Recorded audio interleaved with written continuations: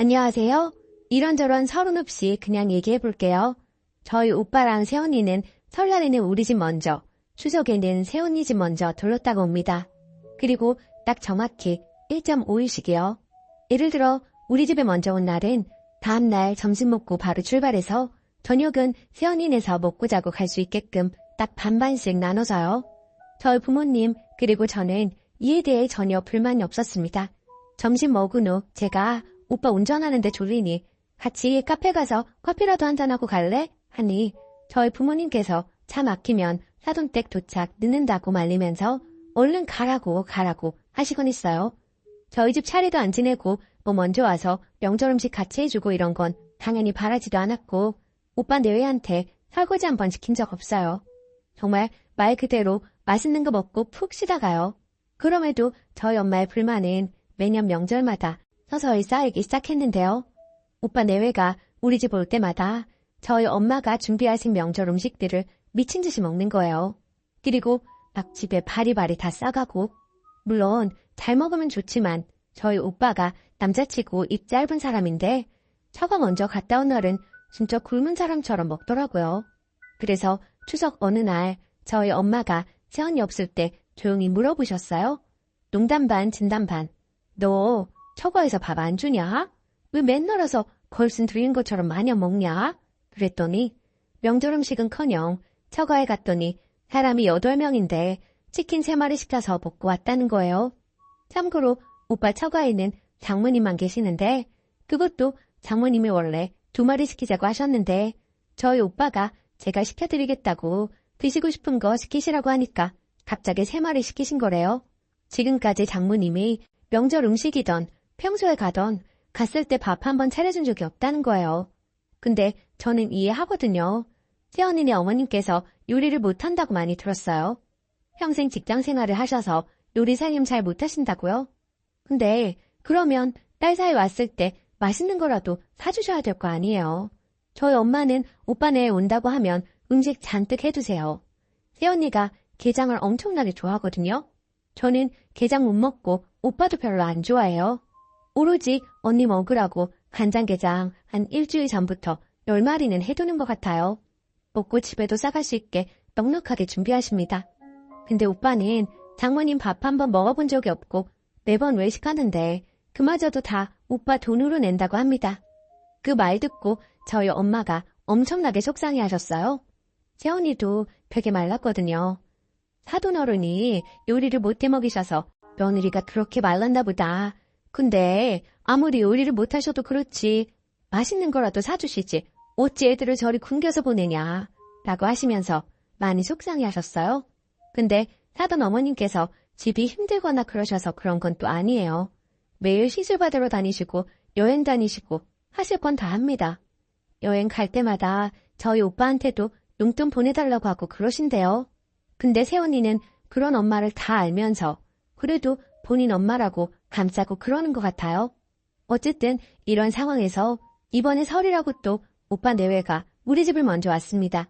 그리고 떠나는 날 점심 먹으면서 저희 엄마가 밥상에서 언니 오빠한테 많이 먹으라고 한참 밀어주시면서 가서 또 배고 있지 말고 맛있는 거 많이 먹고 가. 더 먹어. 라고 하셨어요.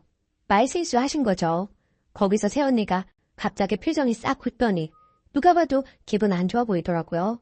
반찬에 손 하나도 안 대고 쌀밥만 깨작깨작 먹더니 한 남기고 잘 먹었습니다 하고 말없이 TV만 보더니 방으로 들어갔어요. 저희 엄마는 말실수했다고 눈치 보시고 오빠는 아유 하면서 언니 들어간 방, 거실 왔다 갔다 하면서 머리나 긁적거리더라고요. 그러다가 뭐 이제 간다고 옷 입고 준비하고 하는데 저희 엄마가 친정 가서 먹으라고 게장이랑 떡국떡이랑 갈비랑 뭐 이것저것 반찬통에 싸고 뭐 하고 준비하고 계셨거든요. 근데 언니가 그거 뻔히 알면서 여보 얼른 가자 하면서 그냥 차에 휙 타버리는 거예요. 차창문 내리고 가볼게요 하고 그러더니 정말 휙 가버렸어요. 오빠 내외 가는 거 보고 들어와서 부엌 가보니 갑자기 간다고 하니까 엄마가 반찬통에 음식 싸다 말고 마중 나간다고 헐레벌떡 뛰쳐나와서 국물 다 튀고 그거 보니까 제가 너무 열이 받는 거예요. 그래서 제가 오빠한테 장문의 카톡을 보냈습니다. 엄마 아빠는 처가에서 오빠 양 적게 먹고 오는 거 계속 속상했었다. 그래서 신경 쓰다가 본인도 모르게 그렇게 입 밖으로 꺼낸 것 같은데 그렇다고 맨날 음식 싸주는 거 알면서 그것도 안 받고 휙 가버리냐? 막말로 우리가 언니 오빠 올 때마다 진수성찬 차려주니까 우리가 맨날 그렇게 먹는 줄 알아? 우리 먹으려고 그렇게 요리하는 거 같냐고. 생색 내려는 게 아니라 다 언니 오빠 온다고 해서 하는 음식이다. 아무리 그 말 듣고 서운했어도 챙겨주려고 준비하고 있는 거 알면서 그렇게 쌩 가버리는 게 어딨어? 새언니도 진짜 경험 없는 거야. 알았는데 내가 응응이 없을 때 우리 가족한테만 말한 거를 그렇게 밥상에서 말하면 어떡하냐? 응응이는 당연히 자기 부모님 노포였다고 생각했을 텐데 나도 당황스럽다. 그리고 나서 새언니한테 장문으로 카톡이 왔습니다. 아가씨가 오빠한테 카톡 보낸 거 봤어요.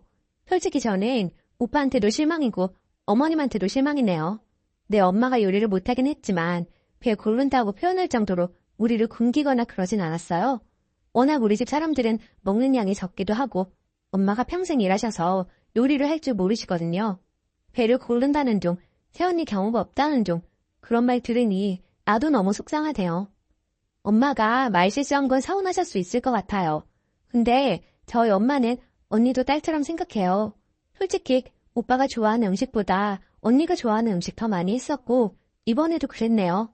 근데 저희 엄마가 반찬 준다고 부엌에서 싸고 있는 사이에 가버린 건 너무 충격적이었어요. 이건 경험 없는 게 맞다고 생각해요.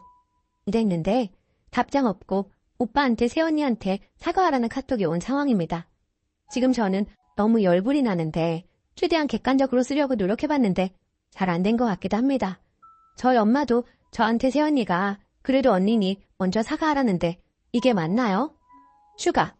모 식탐이 있다는 둥 새언니도 우리 집 와서 반찬 싸가는 거 싫었을 거라는 둥 하시는 분들 그래요. 솔직히 새언니로서는 우리끼리 모여서 본인 가족 욕했다고 생각하고 기분 나쁠 수 있을 것 같긴 합니다. 이 부분에 대해서는 연락 오면 저도 사과하려고요. 근데 솔직히 본인 집이 잘못된 걸 정말 몰랐다면 가서 배 고른다는 말을 들었을 때 왜 배를 골아요? 하고 의아해해야지. 바로 기분 나빠하는 것도 본인도 다 알고 있었다는 거 아닌가요? 치킨을 2마리, 3마리 이게 문제가 아니라 치킨을 5마리 시켰어도 명절에 모여서 먹는 게 고작 치킨이고 그마저도 돈을 저희 오빠가 낸다는 게 호구 잡힌 거 맞는 것 같아요. 근데 그거야 뭐 어쩔 수 없죠. 본인이 밥 못 얻어먹고 다니고 멍청한 거니까. 근데 제 부모님한텐 왜 그런답니까? 새언니가 빨리 가자고 끌고 나가도 엄마 아빠한테 인사하고 가야지 하고 본인이 무시 못하게 했었어야죠. 강아지한테도 갈게 하면서 부둥켜 안고 작별 인사를 하고 난리를 치더니 저희 엄마는 본인 좋아하는 게장 싸준다고 부엌에 있는 사이에 차에 타고 나서 틈문 내리고 어머니 가볼게요 한 거 생각하면 절대 먼저 사과 못하겠어요. 그리고 시술 받고 여행 다니고 하시는 거 오빠가 뒷말한 게 아니라 새언니가 말해준 거예요. 제 가족도 그런 부분에 대해서 엄마도 시술 좀 해봐 하면서 편하게 얘기하던 주제예요. 엄마는 자꾸 언니니까 네가 먼저 해야 된다. 먼저 카톡 해보라네요. 참고로 저는 20대 후반이고 새언니는 30대 중반입니다. 전 먼저 할 생각이 없고 저는 엄마한테 먼저 연락 오다 기다려보고 안 오면 링크 보내주려고요. 의견 주셔서 감사합니다.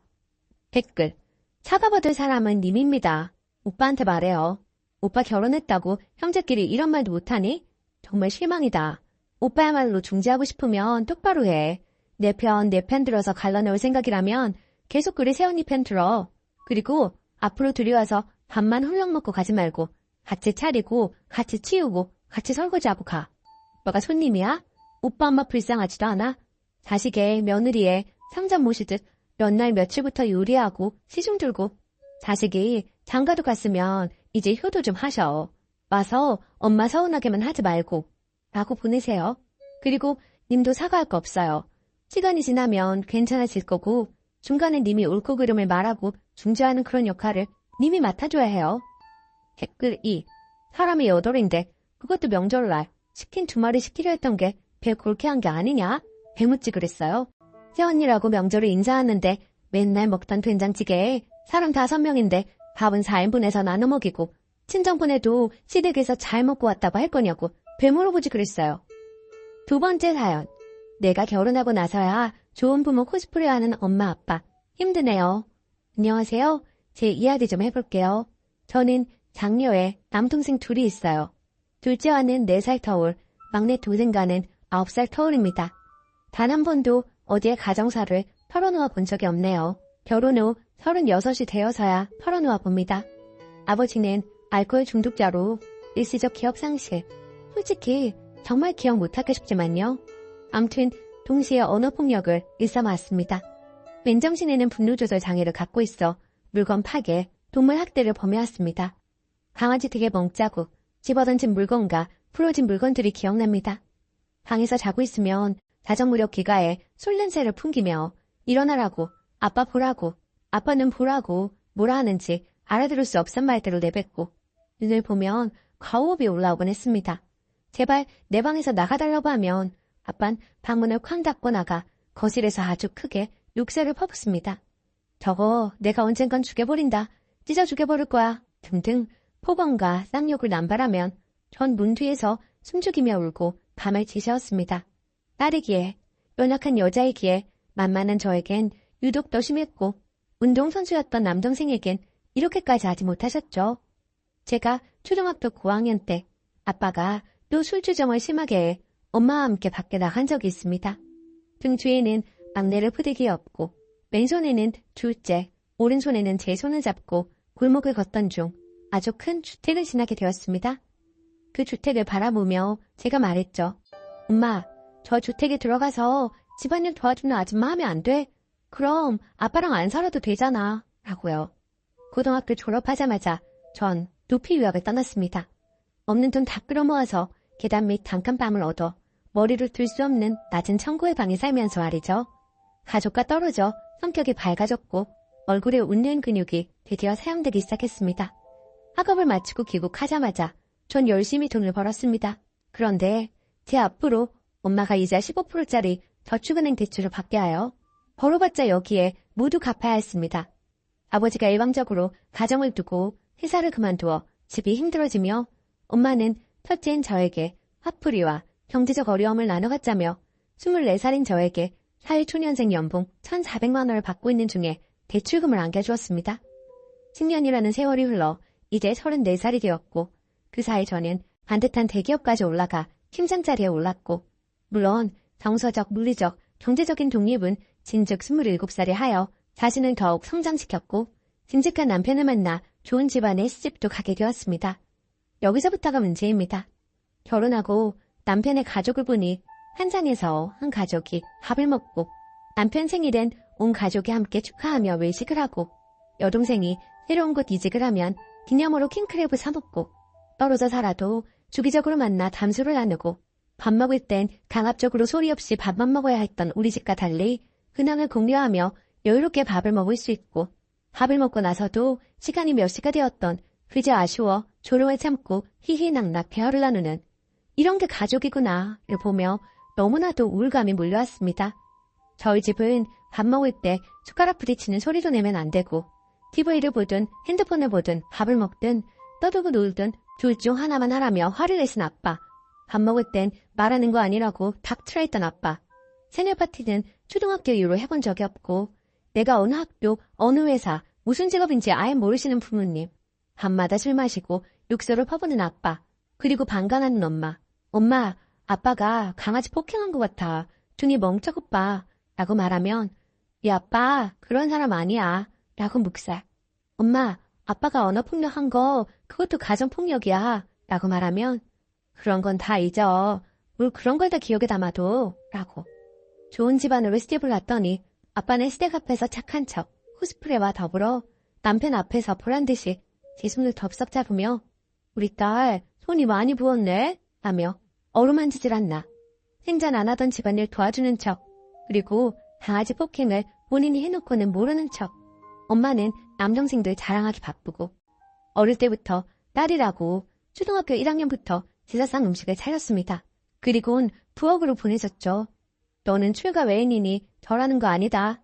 제사 끝나고 밥상 앞에 앉으면 신할머니 더 잘게 잘라드려라. 물 갖다 드려라. 뭐 해드려라. 제대로 밥을 먹지도 못하고 전 앞치마만 했던 그때만 떠올리면 치가 떨립니다. 그러곤 시어머니와 남편 앞에서 나몰라라 한 엄마. 이젠 정말 출가 외인이 되었고 제가 아빠를 연락 차단하고 손절해도 될지 나를 보호하기 위해 선택할 차례인 것 같습니다. 엄마까지는 사실 모르겠네요. 엄마도 손절하고 싶긴 합니다. 저의 꿈을 짓밟으신 분이거든요. 엄마는 네가 그런 일을 하는 게 너무 창피해. 제대로 된 일을 해. 너 왜 이렇게 뚱뚱하니? 임신한 후엔 너 너무 못생겨졌어. 입술에 뭐라도 발라. 욕만 안 했을 뿐. 엄마, 나는 엄마가 남편이랑 무슨 일이 있건 시어머니한테 무슨 소리를 들었건 듣고 싶지 않았어. 근데 엄만 내 앞에서 아빠와 시어머니 흉을 엄청나게 본 이상 난 그 둘을 영원히 내 혈연으로 받아들일 수가 없어. 증오하거든. 이제 와서 내가 시집 갔다고 그 둘에게 예의를 차리게끔 강요하면 안 되는 거 아니야? 도대체 나한테 왜 그랬어?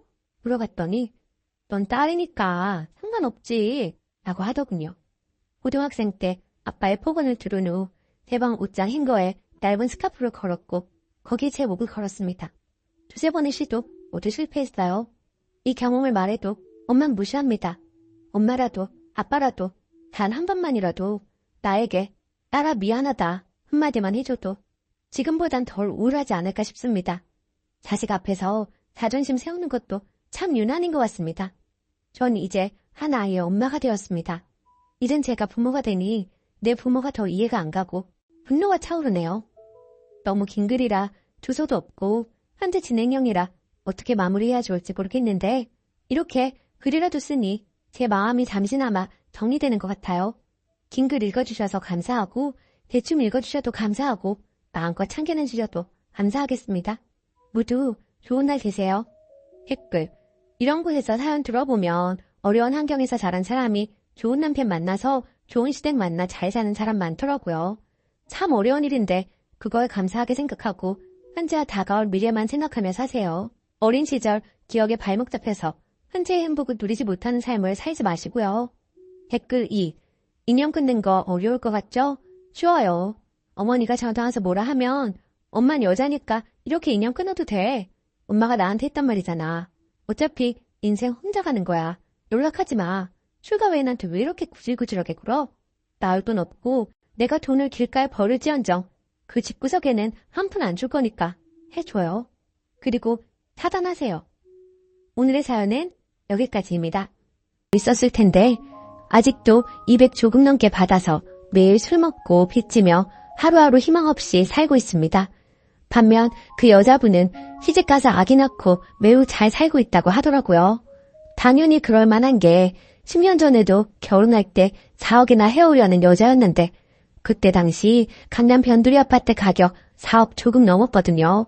시집갈 때 엄청나게 잘해가서 몇백 억대 집안으로 갔는데도 엄청나게 시댁에서 예뻐하고 잘 산다고 남동생이 건너 들었다 하더군요. 결국 남동생만 아직 결혼도 못하고 애도 없고 돈도 못 모으고 직장도 변변치 않은데도 우리 부모님은 아파트값 올랐다고 정신 승리하는데 제가 기가 막혀서 한마디 했어요. 걔는 시집갈 때 10억도 넘게 해갔다는데 그리고 시집간 집안은 몇백 억대 집안이고 걔네 친정이 우리 집보다 잘 사는데 아파트값 모르는 게 대수겠어?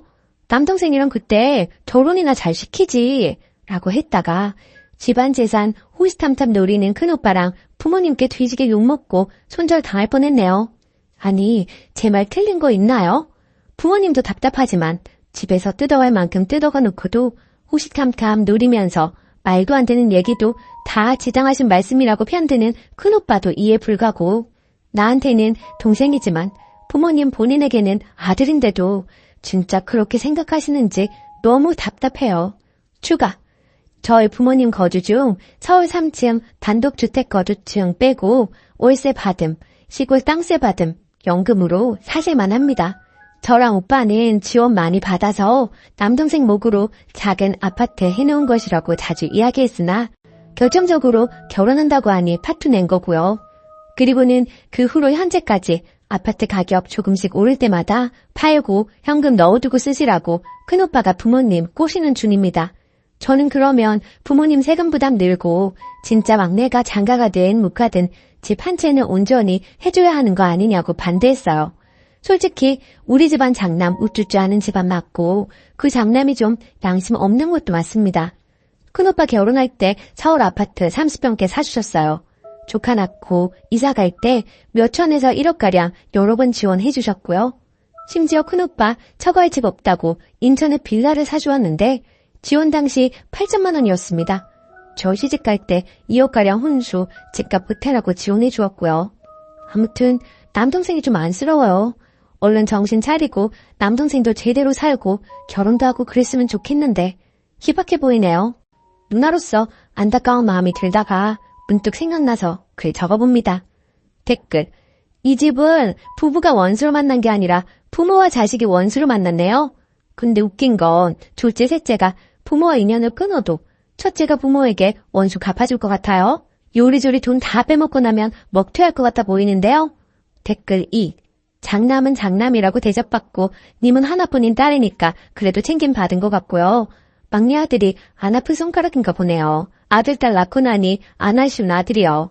부모님 혼내지 마시고 님이 측은지심으로 설득해 보셔요. 우리 응능이 불쌍하지 않느냐 이런 식으로요. 오히려 그런 게 부모님께 먹힐 수도 있어요. 님도 오빠한테 재산 뜯긴 부모님 떠맡지 않게 조심하시고요. 두 번째 사연. 좋은 시어머니인 줄 알았는데 간섭이 너무 심하네요. 안녕하세요. 염치 없지만 얼굴도 모르는 분들께 고견 바라며 글 써보겠습니다. 저는 비혼에 가깝게 살다 결혼한 지 2년 반이 되었습니다. 그 사이에 아가도 한 명 낳았고 현재 생후 50일 넘어갑니다. 시가 구성원은 시아버지, 시어머니, 그리고 남편 아래로 9살 차이 나는 시누이가 있어요. 성격은 시아버지, 시누이는 좋게 말해 무던한 스타일입니다. 무관심이 더 맞을 수도 있겠네요. 물에 술 탄 듯, 술에 물 탄 듯. 시어머니는 일단 정신이 없어요. 나머지는 읽고 판단해 주시길 바래요. 결혼해서 너희 둘만 잘 살면 된다 하시는 시어머니 발언에 시가를 잘 만난 줄 알았어요. 어버이날, 명절, 생신에만 만났고 전화 연락은 하지 않았거든요. 주변에 연락 스트레스가 있었던 기혼자들이 많았기 때문에 정말 난 시댁을 잘 만났나 보다 생각하게 됐어요. 또 남편 말로는 시어머니가 저를 어렵게 생각하신다 해요. 제가 키도 크고 인상이 좀 센 편이거든요. 신혼 때 제가 출근해서 집에 없는 사이 시어머니께서 몇 번을 집 청소해놓고 가시길래 정말 깜짝 놀랐어요. 결국 남편 잡고 불만을 토로했죠. 회사 남자 직원들한테 고민 토로했더니 저를 놀리더라고요. 남자 직원들조차 이해 못하는 그런 상황이었던 거죠. 시어머니는 남편이 결혼 전 자취할 때 그렇게 하고 가셔서 남편은 처음에 기분 나빠하는 나를 이해하지 못하다가 제가 이해시키고 또 이해시켜서 결국 시어머니 못 오시게 했어요. 나중에 친가친척 결혼식 때 만났는데 식사하다가 다른 친척에게 본인 울었다고 말씀하시더라고요. 그 이후로 조용히 살았어요. 그런데 문제가 또 발생했습니다. 제가 출산하면서 아기 낳으러 집 비운 동안 남편이 시아버지께 욕실에 세면대 고장난 부분을 고쳐달라고 부탁했고 저도 세면대만 고쳐 놓았을 거라 생각했어요. 시어머니가 시아버지께서 우리 집 간다 하니 따라오셨나 보더라고요. 그런데 집에 와보니 시어머니가 서랍장을 사다 놓은 거예요. 솔직히 거지 같진 않지만 딱 봐도 중고이고요. 원래 쓰던 서랍장은 망가뜨려 놓아서 복도에 나와 있고 쌀 넣어놓는 가구 위치도 바꿔놓고 싱크대랑 욕실에 처음 보는 수세미들이 있고 탄장엔 처음 보는 믹서기가 있었는데 집에 처박혀 있던 것 같은 사용감이 있고 조금 더러운 중고였고요. 또 그릇들도 있었는데 믹서기와 같은 상태였고 새 것 아니었어요. 바디워시를 다른 두 제품을 한 통에 섞거나 용기 겉면에 매직으로 바디워시라고 써놓았더라고요. 저는 제가 없는 동안 집 인테리어가 바뀔 정도의 변화는 예상도 못했고 남이 쓰던 것 같은 상태의 물건들을 쓰고 싶지도 않았어요. 남편이랑 결국 또 싸웠어요. 위에 언급한 것들 볼 때마다 우라통이 터지고 안 그래도 출산은 모든 것이 처음이라 어렵고 신생아라 저는 좀비 상태로 지낸다고 힘든데 그것들이 보일 때마다 울분이 올라오더군요. 어찌저찌 그냥 버티면서 지내다가 아기는 한번 보여드려야겠다 싶어 어느 날은 초대를 했어요. 집에 들어오자마자 18리터 정수기 통을 주시며 여기다 쌀을 넣어둬라 그래야 벌레 안 생긴다 하시고 샤워 수건을 주면서 이거 긴 거다 목욕할 때 이걸로 씻어라 멸치 액젓을 주면서 이거 김치찌개에 넣으면 맛있다 등등 정신없이 속사포처럼 쏟아내시더라고요. 정말 표정 관리하느라 힘들었어요. 아기를 한 번씩 안겨드리고 잠깐의 대화를 나눴어요. 아기가 잠이 들고 방에 누이고 배달한 음식이 도착했고 먹으려는 찰나 아기가 깨서 울어서 제가 아기를 재우러 방에 들어갔어요. 아기가 낯선 사람들이 와서인지 잘 못 자더라고요. 거실에서 시끄럽게 하기도 했어요. 방 안에 들어가 있으니 시어머니가 찬장도 열고 그릇이 어쨌니 냉장고도 열고 남편한테 본인이 한 된장찌개 먹었니 하면서 살림을 다 건드리더라고요. 정말 나가서 싸울 뻔했어요. 여하튼 참고 시가 식구들은 가고 남편이랑 또 싸우게 됐지요. 남편이 시어머니께 못 오게 한다고 전화 건다 하더라고요. 통화로 남편이랑 시어머니랑 엄청나게 싸웠어요. 내 앞에서는 좋은 사람인 척 하던 분이 걔가 그래? 장모한테 물어본다. 장모는 집에 오게 하면서 나는 왜 못 오게 해? 하시더군요. 저희 엄마가 아기 목욕시켜주시고 저 낮에 쉬게 하려고 오시거든요. 아무튼 매우 사나운 말투로 엄청나게 또 쏟아내더라고요. 수화기 너머로 들리는 그 소리 때문에 정이 완전히 사라졌어요. 그리고 어버이날에는 남편 만시가 갔다 왔어요. 아기도 있고 제가 아기 보느라 허리가 나가서 잘 못 걸었거든요. 남편이 가서 얘기했는데 시어머니가 본인이 잘못했다, 미안하다고 했다던데 솔직히 저는 그 말 들어도 안 괜찮아요. 남편이랑 시어머니 통화 사건 이후로 시어머니 생각만 하면 숨이 가빠지고 이게 공황장애인가 싶게 되어버렸어요. 제가 어떻게 해야 하죠? 곧 아기 100일인데 저는 친정집에서 친정 식구들만 100일상 차려서 축하하고 싶은데 남편이 서운해할 것 같아서 밖에서 100일상 차려서 시가 식구들도 초대해야 하나 싶기도 한데 또 시어머니 볼 생각에 가슴이 갑갑해집니다. 추가 댓글 잘 읽어보았습니다. 제가 너무 예민하다는 분들도 계시고 자꾸 물어보지도 않고 남의 사연 간섭하는 시어머니가 너무하다는 분들도 계시네요. 사실 전 친정엄마가 그래도 싫을 것 같거든요. 시어머니라서 참다 보니 더 터진 것 같기도 하네요. 그리고 시어머니가 인정 욕구가 강해요. 본인이어야지만 된다는 생각이 있으신 것 같아요.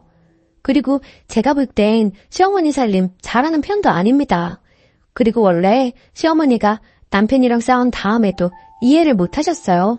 본인 여동생이랑 친한 친구가 아들이 있어서 둘 다 시어머니 위치인데 공교롭게 그 두 집안에서 아기를 봐달라 했나 보더라고요. 그래서 당연히 본인도 그렇게 되겠거니 했나 봐요.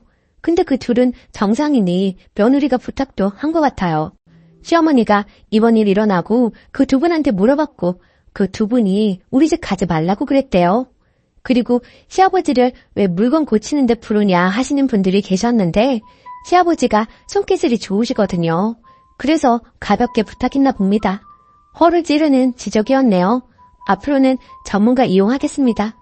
저는 저희 부모님 욕 먹을까 봐서 가장 걱정이라 아직 가만히 있는 중이거든요. 솔직히 시어머니가 저 싫어해도 상관은 없어요.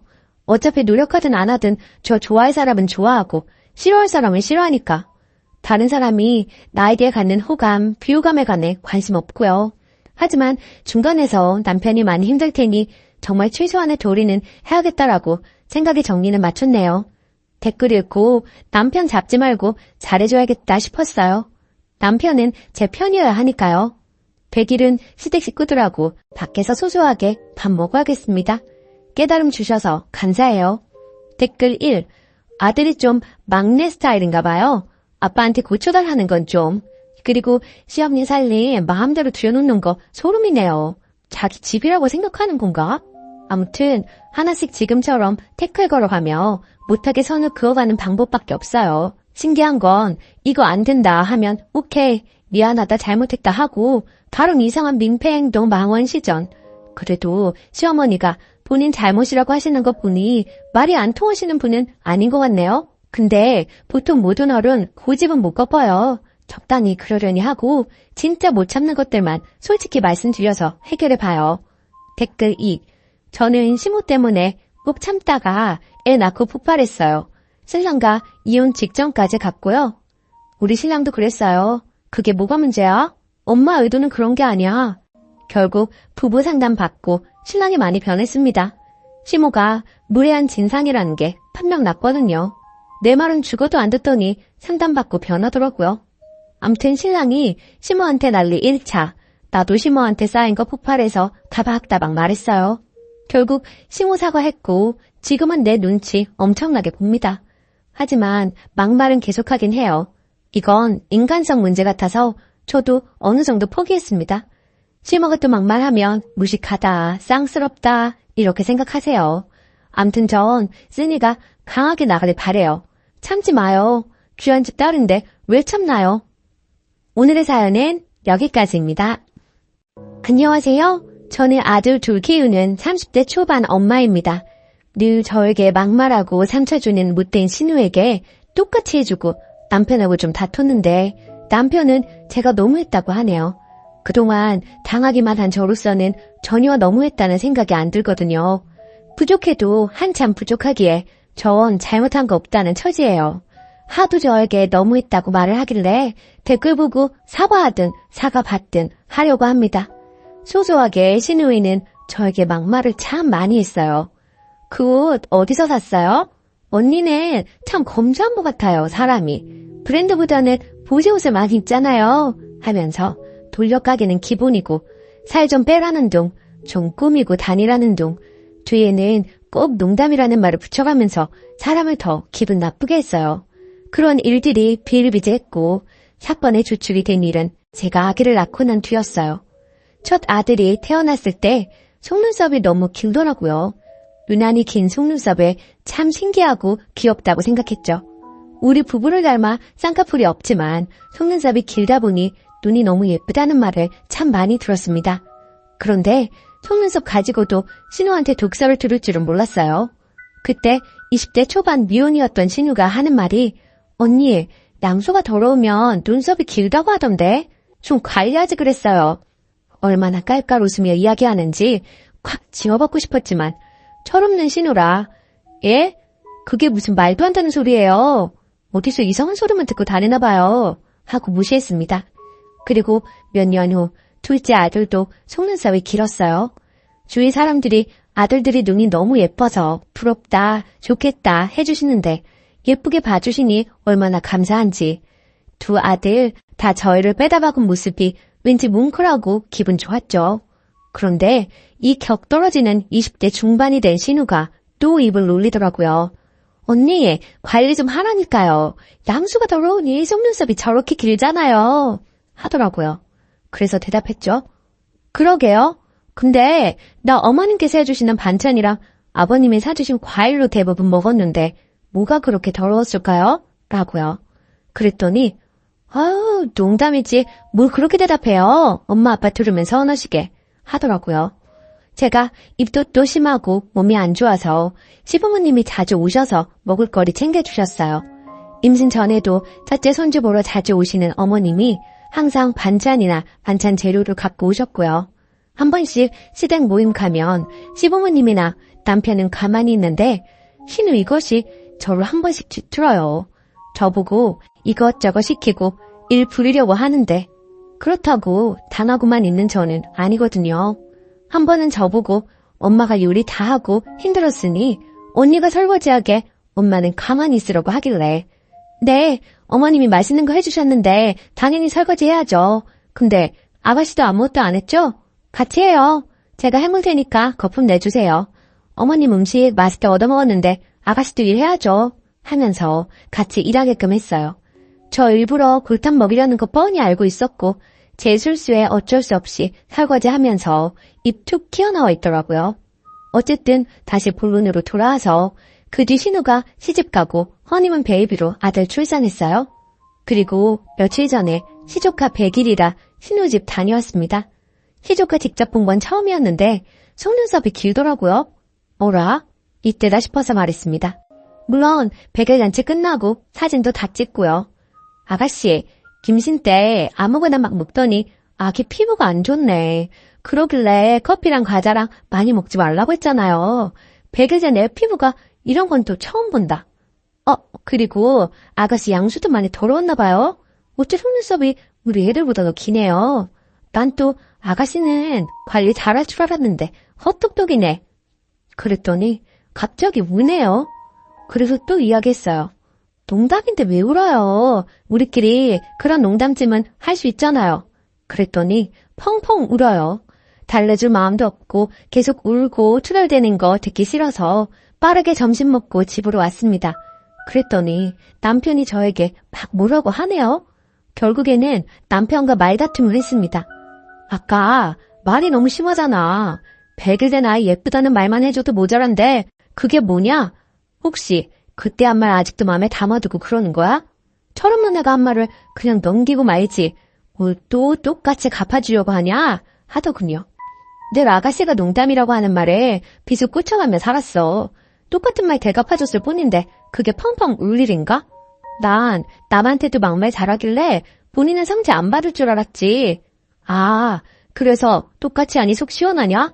그냥 넘길 수도 있잖아. 꼭 그렇게 울려야 해? 무슨 말도 안 되는 말 하면서 애한테 상처를 줘. 양수 더러움에 속눈썹 길다는 거 네 동생한테 배운 거야. 잊고 있다가 조카분이 생각나서 한 말이야. 농담인데 왜 우냐? 네 동생은 그런 농담 해도 되고 나는 왜 안 되는데? 그랬더니 그 뒤로는 할 말이 없는지 한숨만 푹푹 쉬고 결국 지금은 냉전입니다. 이거 제가 속이 좁은 건가요? 저는 할만하니까 했다고 생각하거든요. 후기. 남편에게 댓글들 다 보여줬어요. 처음에는 댓글들이 칼날이 되어 자기 마음에 박히는지 더 화를 내더니 하루 지나서는 자기가 대신 사과한다고 미안하다네요. 자기는 자기 동생이라 워낙 툭툭 내뱉는 말에 익숙해져서 상처라고 생각을 못했는데 대신 사과한다면서요. 그래서 신우가 그동안 했던 험한 말들 사과하기 전까지는 저는 신우 만날 생각이 없다고, 본인도 자기가 한 말인 걸 잘 알 텐데 내 사과 기다리지 말고 스스로 사과한다면 그나마 가족의 정으로 용서해주겠다고. 근데 스스로 사과할 마음이 없으면 인간이 덜 된 거라고요. 남편도 신우랑 자리 만들지 않겠다 하며 알겠다 하네요. 그동안 작은 독설들은 받아치거나 참으면서 넘어갔는데 이번 일로 저도 대놓고 싸우고 똑같이 해줘야겠다 싶었어요. 속이 좀 시원하더라고요. 아무튼 조언 모두 정말 감사했습니다. 댓글. 완전 잘하셨어요. 확인사살 해줘요. 조제 가졌을 때는 관리 잘하라고. 남편은 남의 편이라 그래요. 그냥 깡그리 무시해줘요. 댓글 2. 그 신우 정말 어이없네. 고작 한 번 듣고 울어요.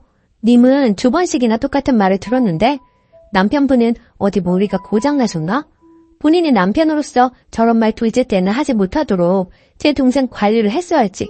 더러운 건 양수가 아니라 신우 주둥이구만. 2번째 사연. 저희 엄마와 잘 지내는 줄 알았는데 아내가 이혼하자네요. 안녕하세요. 너무 답답한 마음에 글을 올립니다. 아내에게도 보여줄 생각으로 솔직하게 쓰겠습니다. 결혼해서 이제 돌된 아기를 키우고 있습니다. 아내와 결혼할 때 양가에서 반반 지원 받았고 아내는 모아둔 돈이 5천만 원 가량 있었고 저는 모아둔 돈이 없는 상태였습니다. 이 부분에 대해 늘 아내에게 미안하게 생각합니다. 결혼하고 맞벌이로 생활하다가 아내가 임신하며 일을 관두고 결혼하고 경기도로 거처를 옮기는 바람에 주변에 아무도 없고 양가 도움밖에 먼 거리라 아내 혼자 육아중입니다. 아내는 결혼하고 친구를 만난 적도 손에 꼽고 아기 태어나고는 외출을 아예 안 합니다. 제가 주말에 나가서 친구들과 시간 보내라 해도 주말엔 가족과 시간 보내고 싶다며 나가질 않습니다. 본인을 위한 건 아무것도 사질 않고 항상 제 것과 아기 것만 사길래 옷 좀 사자고 밖에 데리고 나가도 눈요기만 하고 돌아옵니다. 출산 선물로 명품 가방 사준다 골라보라 해도 그런 건 나중에 여유 있을 때 사도 늦지 않다고 이야기합니다. 결혼 전 화려하고 꾸미는 거 좋아하고 친구도 정말 많은 사람이었는데 결혼 출산으로 모든 것이 바뀌었는데도 힘든 내색 없이 매일 행복하다는 사람이기에 저도 너무 행복했고 문제가 없을 줄 알았습니다. 이런 아내가 아주 고마워 정말 잘했고 잘하려고 노력했습니다. 출산했을 때 비싼 곳은 싫다는 아내에게 제발 이번만 내 말 따라달라며 비싼 산후조리원을 잡았고 아기 태어나고는 친구 만난 적 한 번도 없습니다. 아내도 그런 제게 늘 고맙다고 했습니다. 그런데 이번 주 월요일 퇴근하고 돌아왔는데 분위기가 심상치 않았고 아내가 할 이야기가 있다고 하더니 이혼을 하고 싶다고 하더군요. 저는 갑자기 그게 무슨 소리냐 물었고 아내는 전날 일요일 제 가족과 식사했던 상황을 이야기하며 더 못 참겠다고 얘기했습니다. 결혼하고 아내는 저희 부모님의 막말로 힘들어했습니다. 저는 평생을 그런 집에서 자라왔기에 크게 신경 쓰지 못했던 게 있습니다. 몇 번 나설까도 생각했지만 제가 나섰다가 괜히 분위기가 더 안 좋아질까봐 그냥 넘겼던 적이 몇 번 있었습니다. 저는 결혼 전부터 가족과 그리 가깝지도 않았고 원래부터 서로 막말하고 어투가 다정하지 못합니다. 대화도 전화도 하고 살았던 적이 없습니다. 그런데 결혼하고 아내가 자꾸 집에 전화하라고 하고 제가 안 하면 아내가 전화하고 명절 생신 때 식사 약속도 잡길래 아내가 우리 집 문화를 멋지게 넘기는구나 했었습니다. 처음 아내가 힘들다고 얘기했던 게 아내가 만삭 때 가족 식사를 한 날이었습니다. 그날도 저희 부모님께서 아내에게 좀 모욕적인 말을 하셨고 저는 분위기가 안 좋아질까봐 그냥 가만히 있었던 것 같습니다. 아내가 그날 여태는 그냥 넘겼지만 아기 앞에서는 이런 모습 보이고 싶지 않다며 날 야라고 부르시는 것과 명령체를 쓰시며 비하하는 말, 모욕적인 말을 하시는 걸 못하게 막아달라고 했습니다. 솔직히 여태 그냥 넘겨놓고 이러는 게 저는 이해가 안 가기도 했습니다.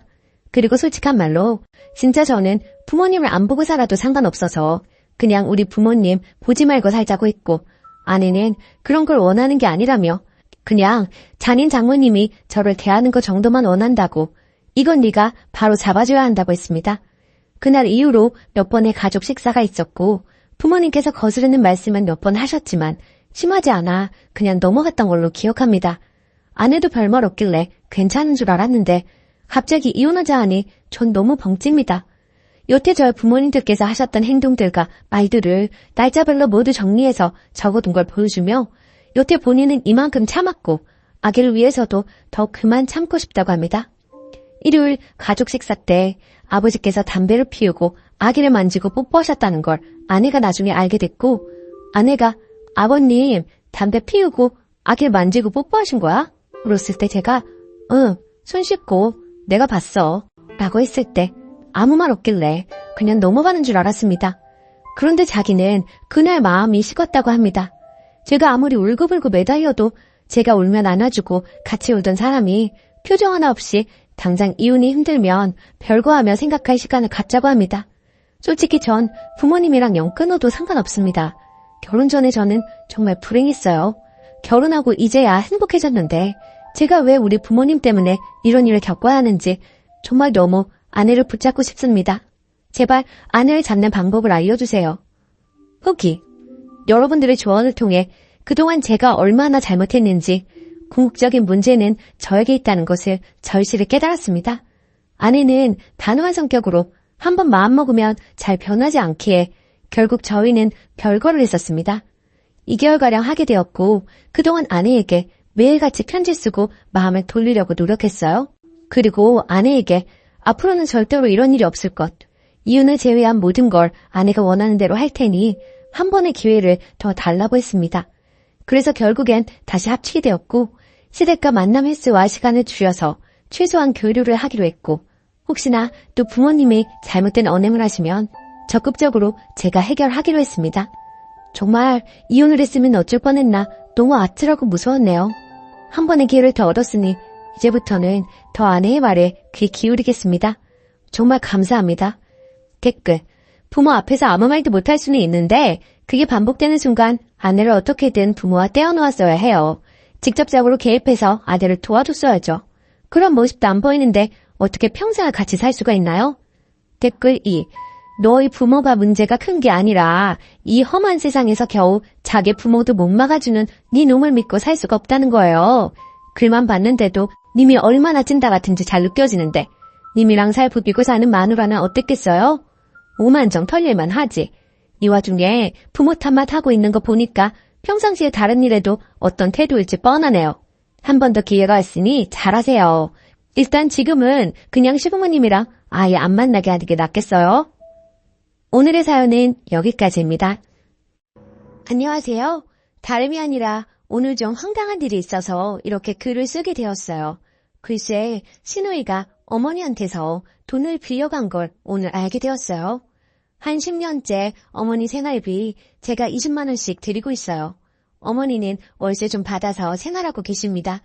전 시누이가 용돈 15만 원씩 준 지 한 8년 정도 되는 걸로 알았는데 시어머니의 쌈짓돈이 제법 많으셨네요. 시누이가 어머니 돈 죄다 융통해서 쓰고 있는 줄 그간 몰랐었어요.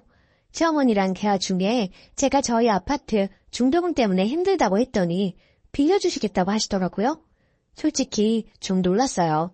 그리고 어떻게 저희 중도금은 저희 능력으로 해결할 수 있기 때문에 거절은 했는데요. 시누이가 어머니 돈 야금야금 가져가고 있었으면서 시침이 딱 떼고 언제나 기계 등등했던 거 생각하니까 너무 얄밉네요. 저희 시누는 저에 대한 배려는 하나도 없는 사람이거든요. 친정에 와도 손 하나 까딱하지 않고요. 그렇다고 일하는 며느리에게 미안하거나 걱정해주는 그런 거 하나도 없습니다.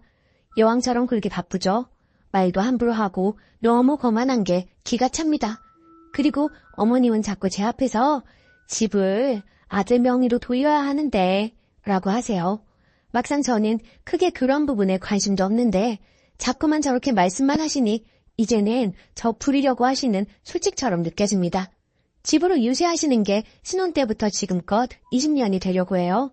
그리고 솔직히 집 전세금 빼면 1억도 안 되고요. 시누이 가져간 돈이 어렴풋이 8천에서 9천 정도 되는 것 같아요. 그럼 시누이 한 차 다 가지고 있고 어머니 갑자기 돌아가시면 방법은 없죠. 그저 시어머니는 집을 아들 명의로 바꿔야 하는데 말로만 하시고 유세만 하시네요. 시누이는 돈 욕심도 많고 아주 독하고 모진 성격이에요. 늘 돈 굴릴 생각만 하고 돈 거립니다. 그러니 무슨 일이 생겼을 때 돈 내놓을 사람이 아닙니다. 아무래도 어머니가 시누이 가머니설에 농락당하시는 것 같아요. 원래부터 손아래 시누이 너무 거만해서 늘 불편했는데 아마 돈 문제 불거지면 한치 양보도 없을 것이 불보듯 뻔합니다. 저는 맏며느리라고 불임당하고 구박받고 이혼만 당하고 산 것 같아서 어이없어요. 시누이 나중에 지가 마지노릇도 불사하겠다고 하면 말릴 이유도 없지만 노릇 같은 거 할 위인도 못 되고요. 저희 남편은 시누이가 저리 설치는데도 불구하고 제 말에는 귀도 안 기울이네요. 한마디 하고 싶은데 어떻게 해야 할지 고민입니다. 추가, 많은 관심 감사드립니다. 참고로 말씀드리면 위에도 언급했듯이 시어머니한테 중도금 안 빌립니다. 힘들긴 하지만 해결할 수 있어요.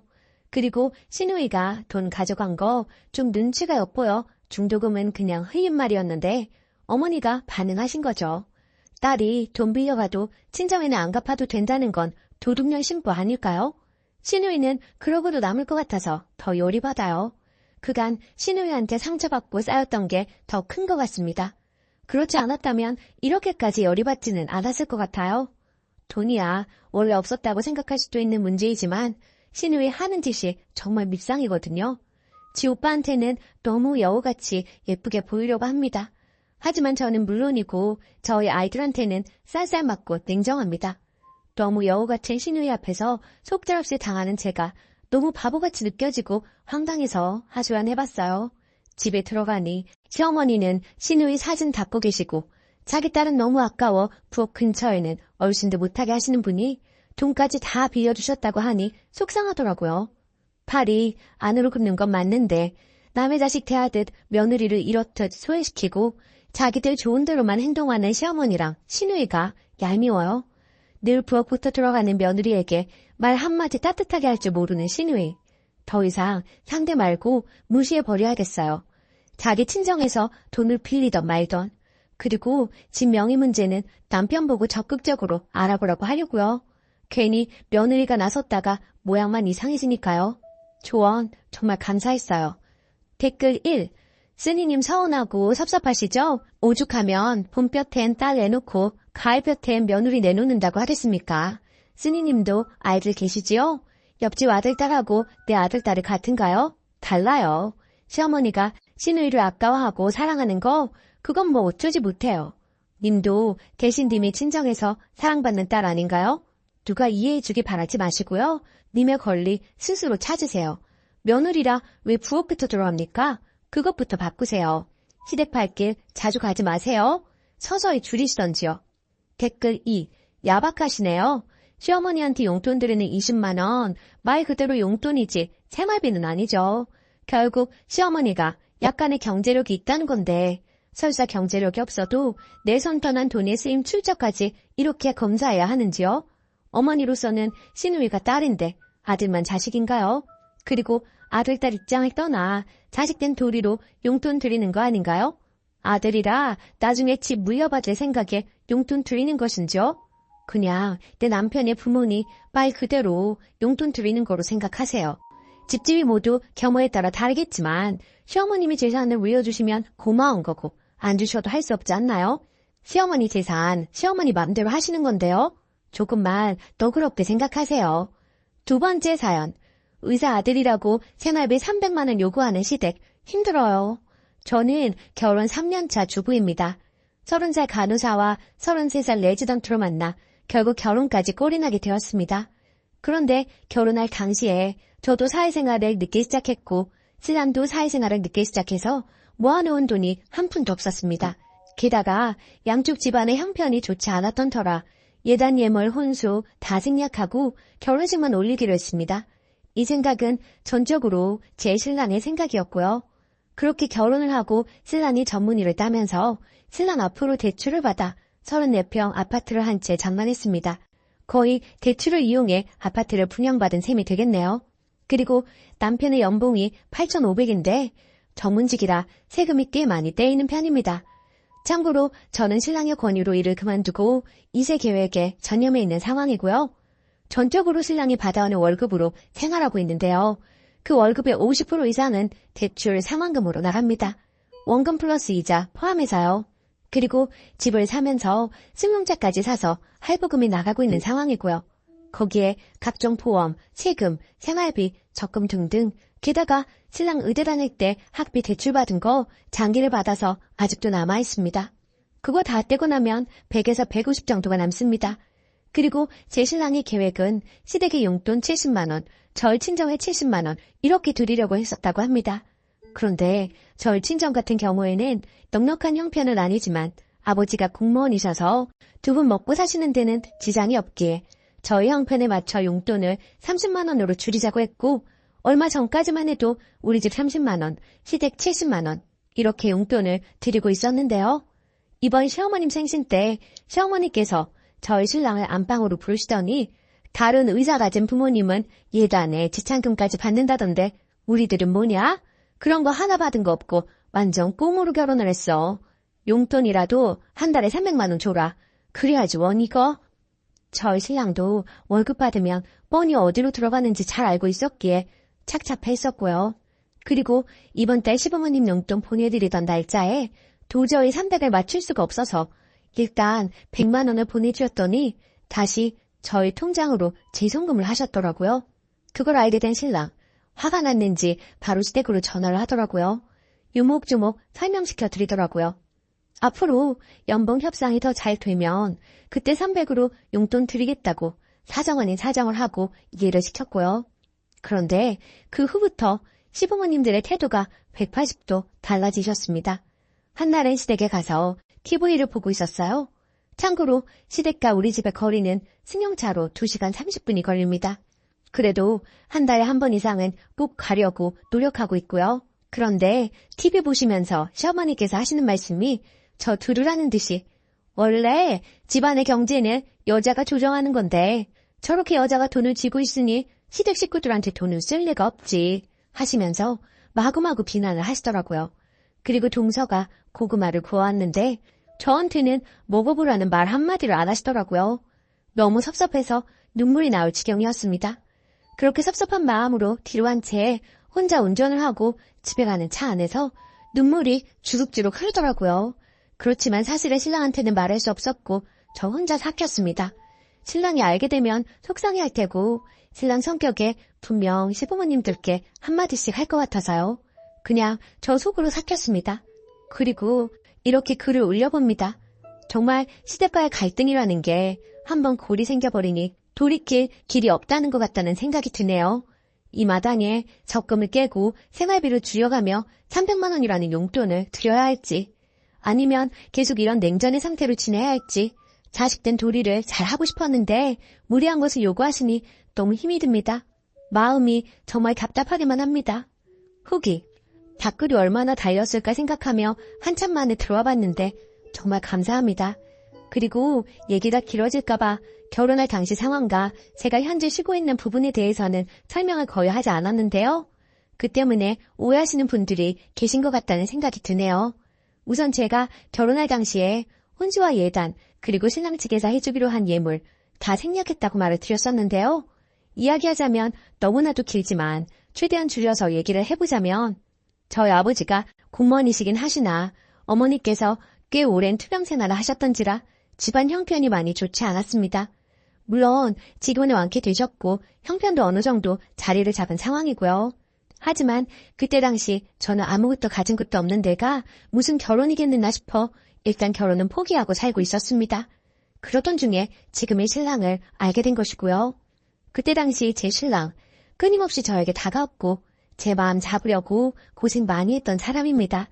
그럼에도 그런 신랑의 마음 저는 받아줄 수 없었고요. 저의 못난 현실 때문에요. 그런데 그런 사정을 다 알게 된 신랑이 저를 다 이해해주고 감싸주더라고요. 그렇게 그 사람의 진심이 통했고 결혼에 꼴이 나게 된 것입니다. 그렇게 처음부터 저의 사정을 알고 있었던 신랑은 결혼하기 전부터 혼수, 예단, 지참금, 예물까지 다 생략하자고 했었고요. 그 부분에서 굉장히 주관이 뚜렷했습니다. 반면에 저는 그래도 기본적인 것은 빚을 내서라도 해가야 한다는 주의였던지라 쉽사리 받아들이기 쉽지가 않았지만 신랑이 시부모님들께 허락까지 받은 상황이었고 시부모님들 또한 그렇게 하자며 의견을 내주셔서 저희는 정말 감사하던 마음으로 따라가게 된 것이었고요. 물론 그게 시부모님들의 진심이 아니라는 것은 나중에 알게 되었지만 말입니다. 그리고 제가 일을 하지 않고 있는 부분은 얼마 전 아이를 가지기 위해 산부인과에 가서 검진을 해보니 모든 게 정상이긴 하지만 육체적, 정신적인 스트레스는 아기를 갖는 데 있어서 나쁜 영향을 미칠 거라고 하더라고요. 게다가 제 나이도 있고 간호사라는 직업이 3교대에 육체적으로 아주 힘든 직업이라 더는 일은 하면 안 되겠다는 신랑의 판단하에 그만두게 되었던 것입니다. 그리고 전부터 신랑은 제가 일을 그만두고 자신이 내조를 해주길 원했던 이유도 있었고요. 물론 이 일 또한 저희 시댁에서는 탐탁지 않게 여기고 있습니다. 그거라는 신랑 답답했는지 매번 시부모님들과 싫은 소리 할 때도 많았고요. 그렇지만 매번 제 편에 서서 제 얘기를 들어주는 신랑이 있어서 그나마 숨통은 좀 트입니다. 하지만 시부모님께 인정까지는 아니더라도 적어도 미운털 박힌 며느리는 되고 싶지 않은 게 제 마음인데 너무나도 가슴 아프고 속상하고요. 그리고 결국에는 시댁에서 있었던 일 신랑한테 털어놓았어요. 신랑도 하다 안 되겠는지 시댁에 단판을 치겠다고 하더라고요. 300은 사실 말도 안 되고 그렇다고 적금 깨고 하는 건 모두들 듣고 반대하시기도 하고 적금 깨고 그 돈 다 쓰면 그 뒤에 계속 300을 드릴 수도 없는 현실이니까요. 모든 게 너무 무리된다 싶은데 저렇게 화만 내시니 시댁하고 사이가 틀어지더라도 결판을 내자는 것이 신랑 입장이자 저의 결론이네요. 마음이 모질어야 하는데 가슴이 아픈 건 사실이에요. 시부모님 공경하면서 잘 살고 싶었는데 뜻대로 되지 않네요. 모든 조언 감사합니다. 답글 써주신 분들께 감사드립니다. 댓글. 남편분에게 말하는 게 좋을 것 같아요. 혼자 삭히면 그게 병이 됩니다. 저도 한 달에 생리 벌어오는 돈 160 가지고 생활을 하는데요. 이래저래 시댁에서 돈이 없네, 뭐가 필요하네, 이래서 들던 적금마저 깨서 해드리려고 하니까 이제 자연스레 그런 얘기를 하십니다. 한 번 했던 행동이 이제 버릇이 되어서 저희는 땅 파면 돈 나오는 기계인 줄만 아세요. 그러니까 절대 적금 같은 거 깨지 마세요. 저처럼 후회하시지 마시고요. 얼마 되지 않은 적금이었지만 깨고 나니까 적금 다시 넣기가 힘들어지더라고요. 님 글을 읽고 울컥했습니다. 약간 저와 비슷한 처지이신 것 같아서요. 님 힘내시고요. 남편분과 이야기를 해보세요. 자식들이 부모 돈 벌어다주는 기계는 아니잖아요. 또 아예 생활비 같은 거 안 드리는 것도 아니고 친정보다 더 드리고 있는데 왜 그렇게 욕심이 많으신지 모르겠네요. 동서한테는 이렇게 바라시지도 않으시죠? 전 시부모님이 형님한테 안 바라시거든요. 그 등살에 저만 죽어나고요. 유산기에 조산기에 있다고 해도 저만 죽어라 부려먹고 돈과 필요한 물건 있음 저한테만 연락하더이다. 저처럼 이렇게 살지 마세요. 댓글 2. 죄다 무개념 아닌가요? 집 좀 작은 데 살고 차가 꼭 필요한가요? 돈 없으면 걸어다니고 적당히 있으면 버스 타고 다니면 되는 거지. 무리하게 집 큰 거 사고 차 사고 그렇게 살아야 하나요? 작은 평수에 대중교통 이용했으면 홀랐겠구만. 그리고 우리 부모님은 내가 돈 들여도 도로 주시면서 항상 하는 말이 돈 줄 생각 말고 돈 빌리거나 오지 말라고 그러시면서 돈 가져오지 말라고 하던데 그 시댁은 진짜 개념이 없네요. 오늘의 사연은 여기까지입니다.